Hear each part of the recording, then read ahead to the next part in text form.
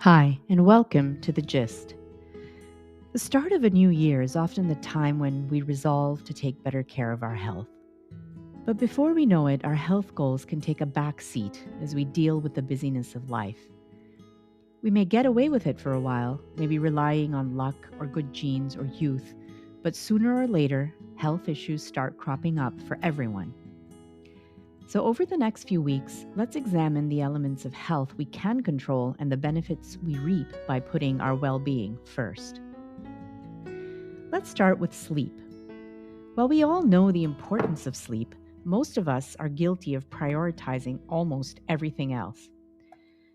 But our body's own internal clock or circadian rhythm, which comes from the Latin words circa, meaning around, and diem, meaning day, is finely tuned. Disrupting it can result in significant cognitive impairment and impact a whole host of other health factors. This has become more of an issue at a time when a lot of us across the socioeconomic spectrum are spending more and more time in front of screens, glowing with blue light, which is known to impede the melatonin production we need for sleep, starting at about 3 hours before we fall asleep. However, there are a small subset of people for whom melatonin is released later. These are the so-called night owls. And a subset of night owls are also short sleepers who possess a gene that allows them to function normally on fewer than 7 hours sleep. Sadly, I'm not one of them. For most of us, our circadian rhythm appears to be slightly more than 24 hours, which means that we can easily get out of sync if there aren't any external cues like the sun. But even without such cues from the natural environment, we can regulate our sleep by trying to go to bed and wake up at the same time every day, regardless of whether it's a weekday or a weekend. We can cheat a little and get at most an extra hour of shut-eye on the weekends, but anything more than that really messes up our body clocks. This is a tall order with our overscheduled lives, but pays huge dividends for our long-term health. Interestingly, even something as simple as the orientation of a bedroom window can impact conditions such as depression. For instance, psychiatrist Francesco Benedetti and colleagues noticed that hospital patients with rooms that had eastern views were discharged earlier than those in rooms that faced west. In a similar manner, some people experience low moods during the winter months but feel better in seasons with more sunlight. This condition is so prevalent that it's been described as seasonal affective disorder, or SAD. Time zones, which of course are a human-designed way of organizing time based on geography, also create problems for sleep and health because they don't always align cleanly to local sunset and sunrise times. For instance, those who live in the eastern end of a given time zone seem to experience more health benefits than those who live on the western end, who often wake up later and experience fewer hours of sunlight during the day. Although sleep remains a bit of a mystery, it's something that practically all animals, perhaps even most organisms, engage in. It's that critical to survival. There's some experimental evidence for sleep's role in long-term memory formation and learning, as well as immune response, and intriguingly, managing so-called free oxygen or free radicals in the body.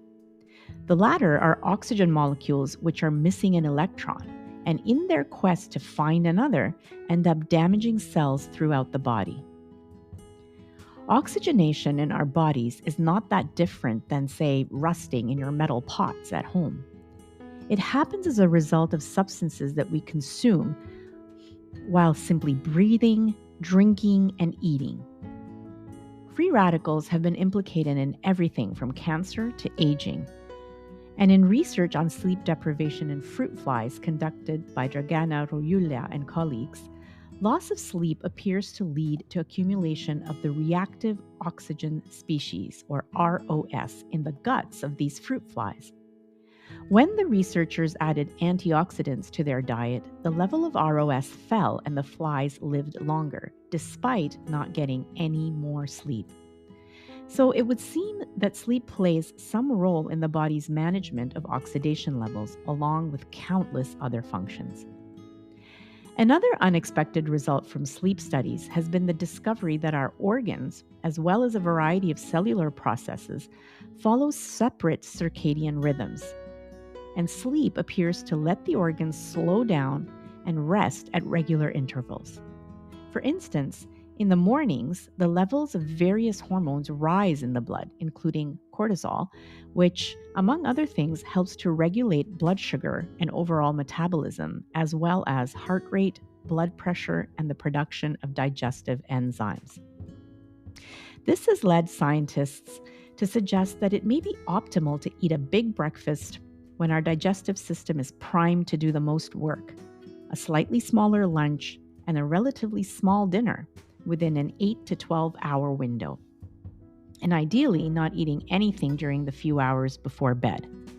As the old saying goes, eat breakfast like a king, eat lunch like a prince, and eat dinner like a pauper. Clearly, sleep is the bedrock of good health for all of us. So take some time to examine your sleep patterns and habits and whether they're serving you well. How does your energy level or mood change based on how well rested you feel? What times in the day do you feel the most alert and focused? Do you need to develop a better sleep routine at night? And what do you need to drop from your day to make more time for sleep? Let's head into this new year with a fresh commitment to sleep and putting some shut-eye at the top of our to-do lists. On that note, wishing you a great week ahead, be well, and see you next time on The Gist.